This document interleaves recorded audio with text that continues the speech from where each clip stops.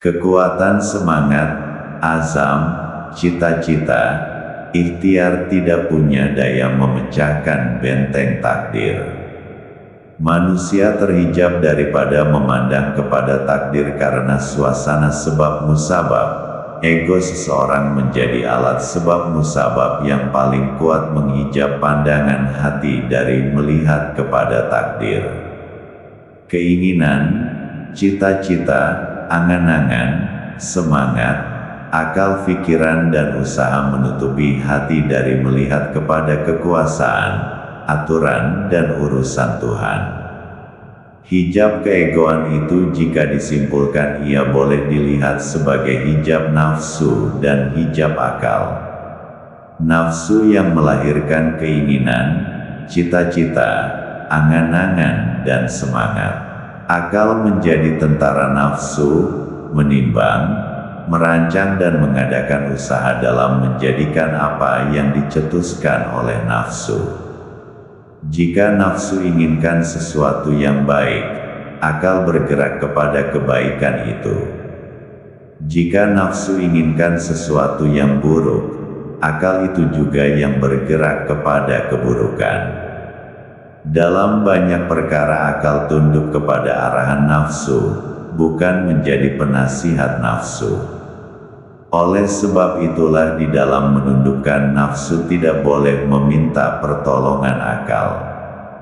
Dalam proses memperoleh penyerahan secara menyeluruh kepada Allah Subhanahu wa Ta'ala, terlebih dahulu akal dan nafsu perlu ditundukkan kepada kekuatan takdir.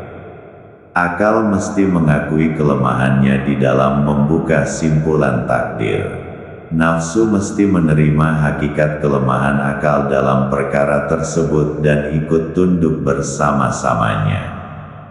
Bila nafsu dan akal sudah tunduk, barulah hati boleh beriman dengan sebenarnya kepada takdir.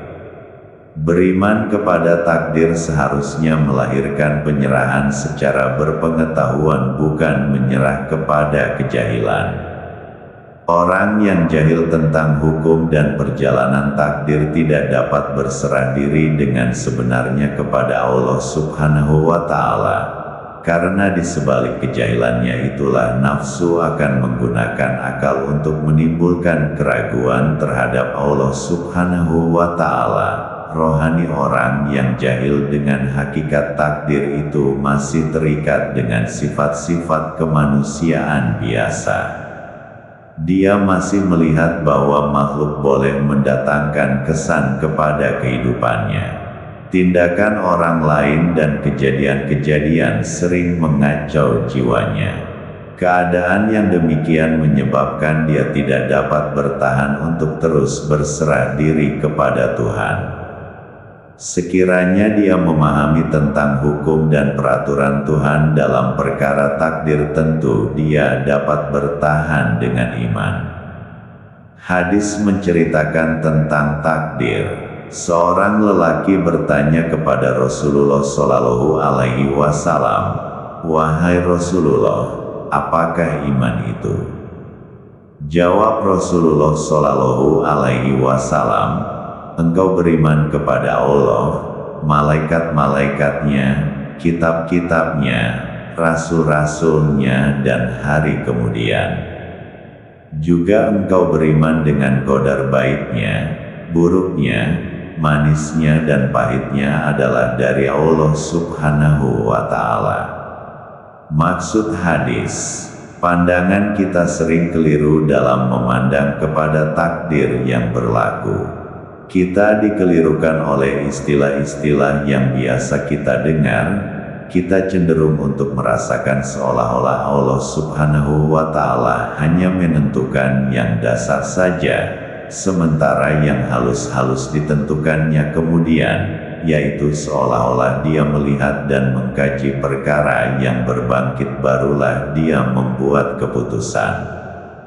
Kita merasakan apabila kita berjuang dengan semangat yang gigih untuk mengubah perkara dasar yang telah Allah Subhanahu wa Ta'ala tetapkan, dan Dia melihat kegigihan kita itu dan bersimpati dengan kita, lalu Dia pun membuat ketentuan baru supaya terlaksana takdir baru yang sesuai dengan perjuangan kita. Kita merasakan kehendak dan tadbir kita berada di hadapan, sementara kehendak dan tadbir Allah Subhanahu wa Ta'ala mengikut di belakang. Anggapan dan perasaan yang demikian bisa membawa kepada kesesatan dan kedurhakaan yang besar karena kita meletakkan diri kita pada taraf Tuhan dan Tuhan pula kita letakkan pada taraf hamba yang menurut telunjuk kita. Bagi menjauhkan diri daripada kesesatan dan kedurhakaan yang besar itu, kita perlu sangat memahami soal sunatullah atau ketentuan Allah Subhanahu wa Ta'ala. Segala kejadian berlaku menurut ketentuan dan pentadbiran Allah Subhanahu wa Ta'ala. Tidak ada yang berlaku secara kebetulan. Ilmu Allah meliputi yang awal dan yang akhir, yang azali dan yang abadi. Apa yang dilahirkan dan apa yang terjadi telah ada pada ilmunya. Tidak ada sesuatu kesusahan atau bala bencana yang ditimpakan di bumi, dan tidak juga yang menimpa diri kamu, melainkan telah sedia ada di dalam kitab pengetahuan kami sebelum kami menjadikannya. Sesungguhnya yang demikian itu adalah mudah bagi Allah. Ayat 22, Surah Al-Hadid. Maha berkat serta maha tinggilah kelebihan Tuhan yang menguasai pemerintahan dunia dan akhirat, dan memanglah Ia maha kuasa atas tiap-tiap sesuatu. Ayat 1, Surah Al-Mulk. Dan yang telah mengatur keadaan makhluk-makhluknya serta memberikan hidayah petunjuk ke jalan keselamatannya dan kesempurnaannya. Ayat 3, Surah Al-A'la. Dan kami jadikan bumi memancarkan mata air di sana-sini, lalu bertemulah air, langit dan bumi itu untuk melakukan satu perkara yang telah ditetapkan. Ayat 12, Surah Al-Qamar. Segala perkara, tidak kira apa istilah yang digunakan, adalah termasuk dalam ketentuan Allah. Apa yang kita istilahkan sebagai perjuangan, ikhtiar, doa, kekeramatan, mukjizat dan lain-lain semuanya adalah ketentuan Allah. Pagar takdir mengelilingi segala-galanya dan tidak ada sebesar zarah pun yang mampu menembusi benteng takdir yang maha teguh. Tidak terjadi perjuangan dan ikhtiar, melainkan perjuangan dan ikhtiar tersebut telah ada dalam pagar takdir. Tidak berdoa orang yang berdoa, melainkan halnya berdoa itu adalah takdir untuknya yang sesuai dengan ketentuan Allah Subhanahu wa Ta'ala untuknya. Perkara yang didoakan juga tidak lari dari batasan ketentuan Allah. Tidak berlaku kekeramatan dan mukjizat, melainkan kekeramatan dan mukjizat itu adalah takdir yang tidak menyimpang daripada pentadbiran Allah Subhanahu wa Ta'ala. Tidak menghirup satu nafas atau berdenyut satu nadi, melainkan ianya adalah takdir yang melahirkan urusan Allah pada azali. Kami datang dari Allah dan kepada Allah kami kembali. Segala perkara datangnya dari Allah atau Dia yang mengadakan ketentuan tanpa campur tangan sesiapapun. Segala perkara kembali kepadanya karena Dialah yang memastikan hukum ketentuannya terlaksana tanpa sesiapapun mampu menyekat urusannya. Apabila sudah difahami bahwa usaha, ikhtiar, menyerah diri dan segala-galanya adalah takdir yang menurut ketentuan Allah Subhanahu wa Ta'ala, maka seseorang itu tidak lagi berasa bingung sama ada mau berikhtiar atau menyerah diri. Ikhtiar dan berserah diri sama-sama berada di dalam pagar takdir. Jika seseorang menyadari makomnya sama ada asbab atau tajrid, maka dia hanya perlu bertindak sesuai dengan makomnya. Ahli asbab perlu berusaha dengan gigih menurut keadaan hukum sebab akibat.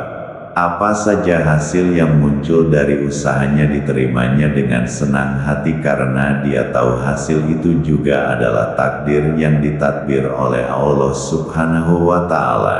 Jika hasilnya baik, dia akan bersyukur karena dia tahu bahwa kebaikan itu datangnya dari Allah. Jika tidak ada ketentuan baik untuknya, niscaya tidak mungkin dia mendapat kebaikan. Jika hasil yang buruk pula sampai kepadanya, dia akan bersabar karena dia tahu apa yang datang padanya itu adalah menurut ketentuan Allah, bukan tunduk kepada usaha dan ikhtiarnya. Walaupun hasil yang tidak sesuai dengan seleranya datang kepadanya, tetapi usaha baik yang dilakukannya tetap diberi pahala dan keberkatan oleh Allah, sekiranya dia bersabar dan rela dengan apa juga takdir yang sampai kepadanya itu. Ahli tajrid juga hendaklah rela dengan suasana kehidupannya dan tetap yakin dengan jaminan Allah Subhanahu wa Ta'ala. Dia tidak harus merungut jika terjadi kekurangan pada rezekinya atau kesusahan menimpanya. Suasana kehidupannya adalah takdir yang sesuai dengan apa yang Allah tentukan. Rezeki yang sampai kepadanya adalah juga ketentuan Allah. Jika terjadi kekurangan atau kesusahan, maka ia juga masih di dalam pagar takdir yang ditentukan oleh Allah. Begitu juga jika terjadi keberkatan dan kekeramatan pada dirinya, dia harus melihat itu sebagai takdir yang menjadi bagiannya. Persoalan takdir berkait erat dengan persoalan hakikat.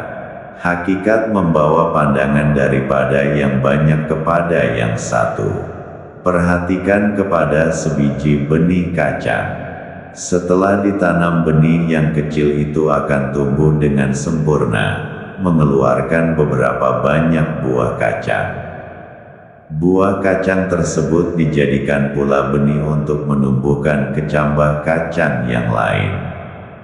Begitulah seterusnya sehingga kacang yang bermula dari satu biji benih menjadi jutaan juta kacang.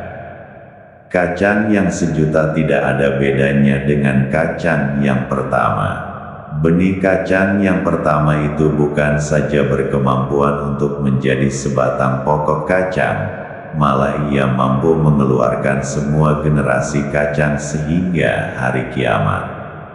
Ia hanya boleh mengeluarkan kacang, tidak benda lain.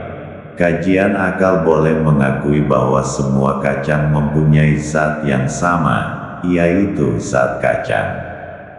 Zat kacang pada benih pertama serupa dengan zat kacang pada yang ke-1 juta, malah ia adalah zat yang sama atau yang satu. Zat kacang yang satu itulah bergerak pada semua kacang, memastikan yang kacang akan menjadi kacang, tidak menjadi benda lain. Walaupun diakui kewujudan zat kacang yang mengawal pertumbuhan kacang, namun zat kacang itu tidak mungkin ditemui pada mana-mana kacang. Ia tidak berupa dan tidak mendiami mana-mana kacang, tetapi ia tidak berpisah dengan mana-mana kacang. Tampaknya tidak mungkin ada kewujudan kacang. Zat kacang ini dinamakan hakikat kacang. Ia adalah suasana ketuhanan yang mentadbir dan mengawal seluruh pertumbuhan kacang dari permulaan hingga kesudahan, sampai ke hari kiamat. Hakikat kacang inilah suasana pentadbiran Allah yang Dia telah tentukan untuk semua kejadian kacang. Apa sahaja yang dikuasai oleh hakikat kacang tidak ada pilihan kecuali menjadi kacang. Suasana pentadbiran Allah yang mentadbir dan mengawal kewujudan keturunan manusia pula dinamakan hakikat manusia atau hakikat insan. Allah telah menciptakan manusia yang pertama, yaitu Adam alaihissalam menurut hakikat insan yang ada pada sisinya. Pada kejadian Adam AS itu telah disimpankan bakat dan keupayaan untuk melahirkan semua keturunan manusia sehingga hari kiamat. Manusia akan tetap melahirkan manusia karena hakikat yang menguasainya adalah hakikat manusia. Pada hakikat manusia itu ada hakikat yang menguasai satu individu manusia dan hubung kaitnya dengan segala kejadian alam yang lain. Seorang manusia yang berhakikatkan hakikat nabi, pasti menjadi nabi. Seorang manusia yang berhakikatkan hakikat wali, pasti akan menjadi wali. Suasana pentadbiran Allah atau hakikat itu menguasai roh yang berkaitan dengannya. Roh bekerja mempamerkan segala maklumat yang ada dengan hakikat yang menguasainya. Kerja roh adalah menjalankan urusan Allah, yaitu menyatakan hakikat yang ada pada sisi Allah. Dan katakan, roh itu dari perkara urusan Tuhanku. Quran ayat 85, Surah Al-Isra. Pentadbiran Allah menguasai roh dan mengirim roh kepada memamerkan ketentuannya yang berada pada azali. Allah telah menentukan hakikat sesuatu sejak azali lagi. Tidak ada perubahan pada ketentuan Allah. Segala sesuatu dikawal oleh hakikat yang pada sisi Allah. Unta tidak boleh meminta menjadi kambing. Beruk tidak boleh meminta menjadi manusia. Manusia tidak boleh meminta menjadi malaikat. Segala ketentuan telah diputuskan oleh Allah Subhanahu wa Ta'ala. Sang Kiai